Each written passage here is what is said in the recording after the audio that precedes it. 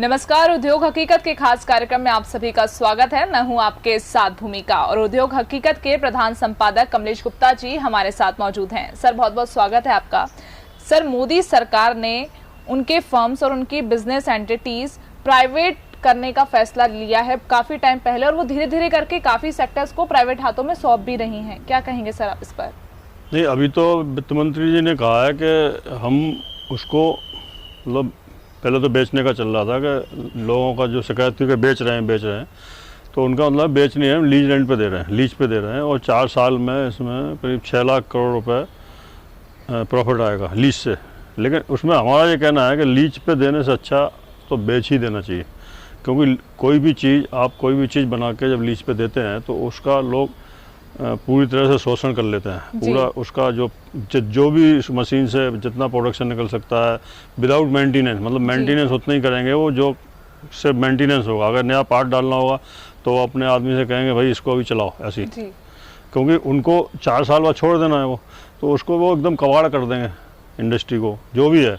और फिर इस बात की भी गारंटी नहीं है कि अगर सरकार उसमें नहीं कमा रही है, सरकार के लिए बैड मतलब वो है संस्थान मान लो, तो उसमें ये गारंटी क्या है कि जो प्राइवेट आदमी कमा लेगा।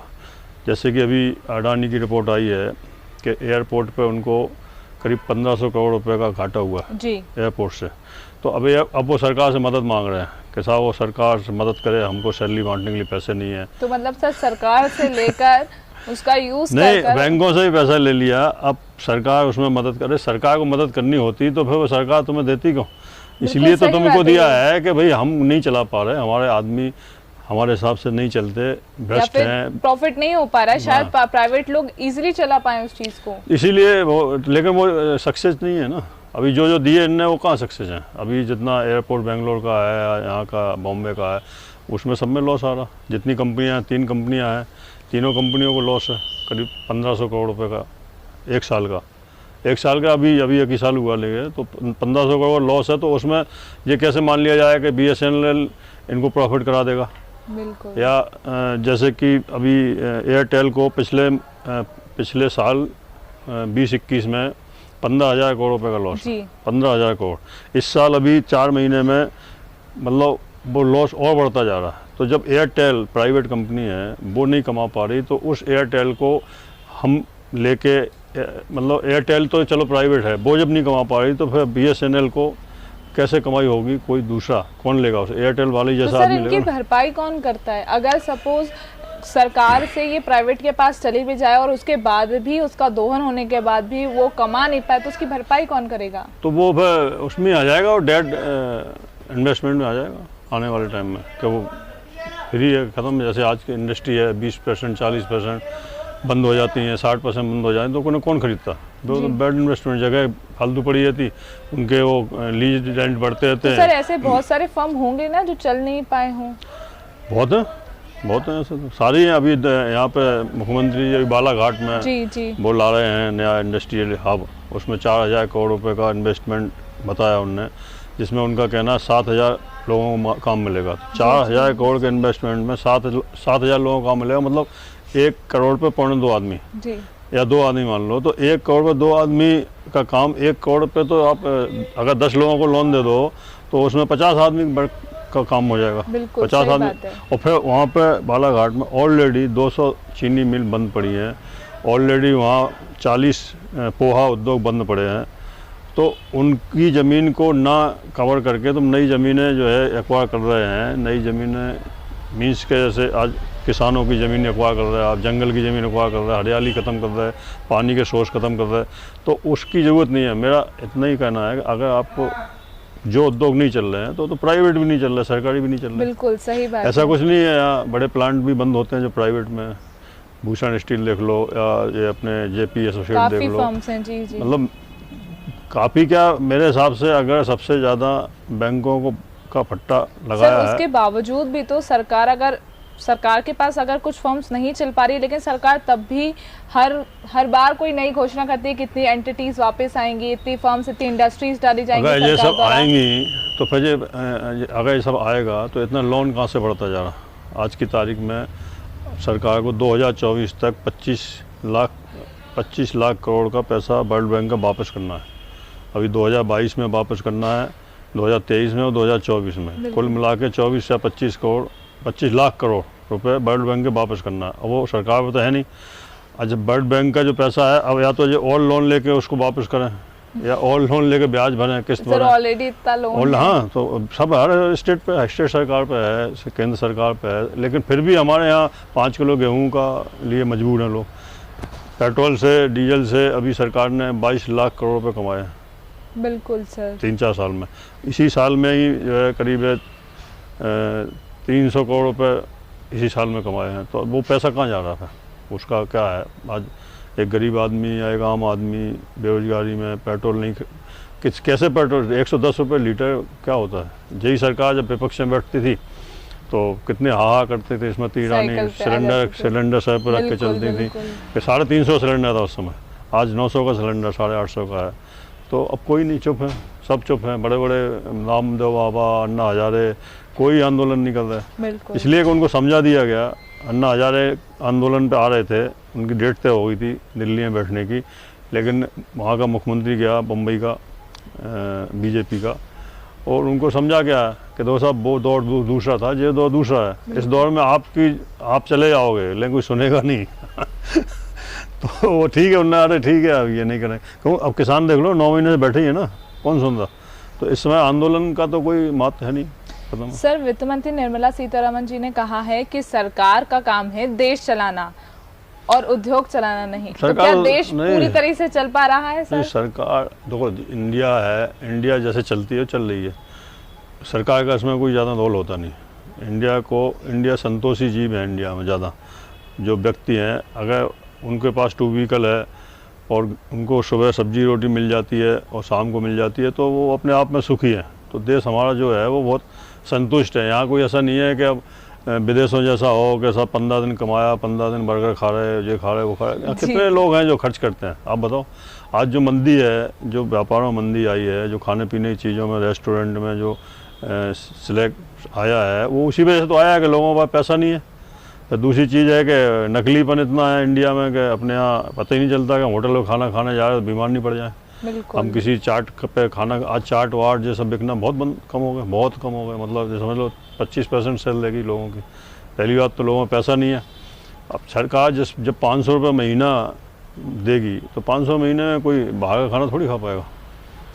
तो सर जो ये लोग दे देते हैं प्राइवेट फर्म को, इनको जो सपोज आप 4 साल का बोल रहे हैं, सपोज 4 साल का, अभी उन्होंने बताया 4 साल में हम 6 लाख करोड़ रुपए कमाएंगे।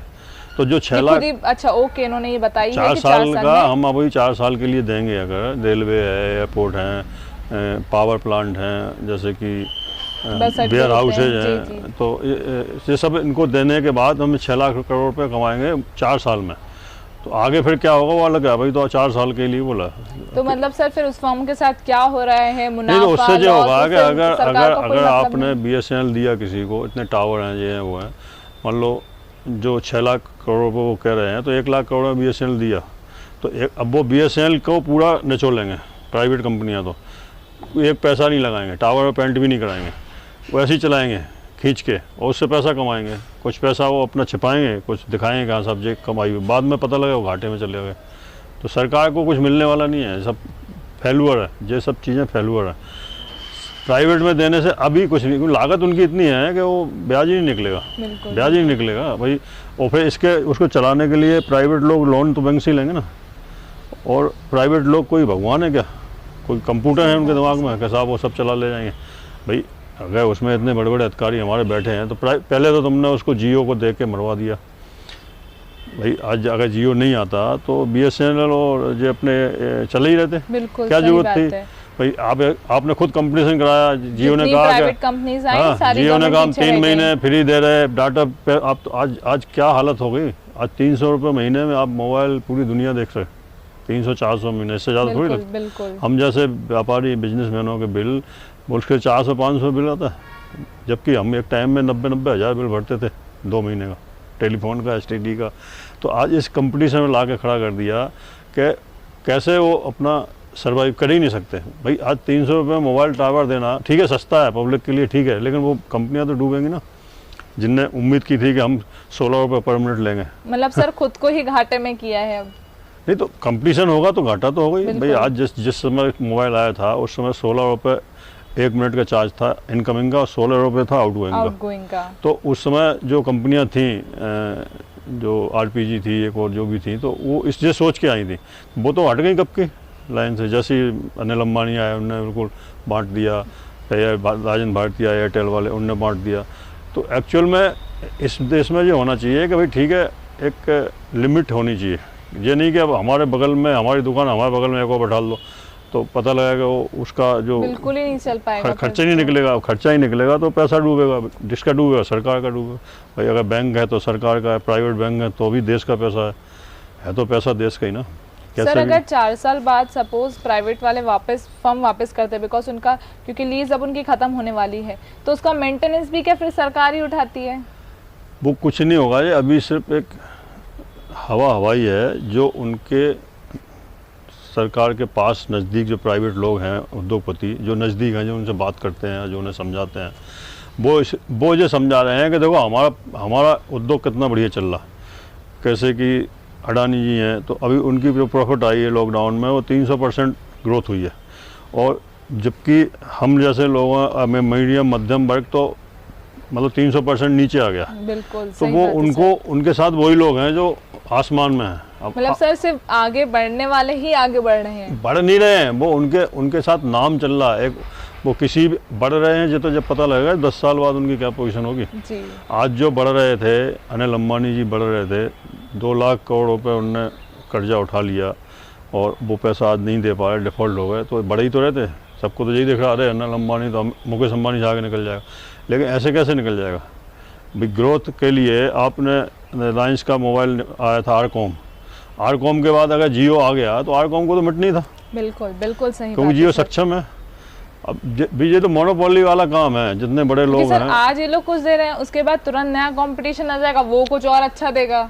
नहीं अभी जो है कंपटीशन की बात नहीं, अभी उपभोक्ता जो है जो यूजर है वो थोड़ा सा इस समय स्लो उसमें है मूड में, क्योंकि उसकी इनकम नहीं मिल रही है। किसी भी चैनल से लेके किसी भी उद्योक्ता किसी भी तक उसको फुल फॉर्म में वो चल नहीं पा रहा। जैसे तेज़ी दिख रही है वो सिर्फ एक मुट्ठी भर लोगों के हाथ में है सारा इंडिया। अब वो चाहते हैं कि हम कृषि पे भी कब्जा कर लें तो अब लेकिन हर आदमी की लिमिट होती है। कोई मैनेजर कोई कुछ वो अलग चीज़ है, लेकिन अगर कोई भी व्यक्ति है जो मालिक है जिसको मान लो हमने एयरपोर्ट दिया, आज Bombay airport, Bangalore airport, Lucknow airport जो भी अडानी या और 2-3 पार्टियां हैं उनको दिए गए, सबके लॉस आ गए 1500 करोड़ के। अब वो लॉस वो सरकार से मांग रहा है कि साहब हमारी मदद करो।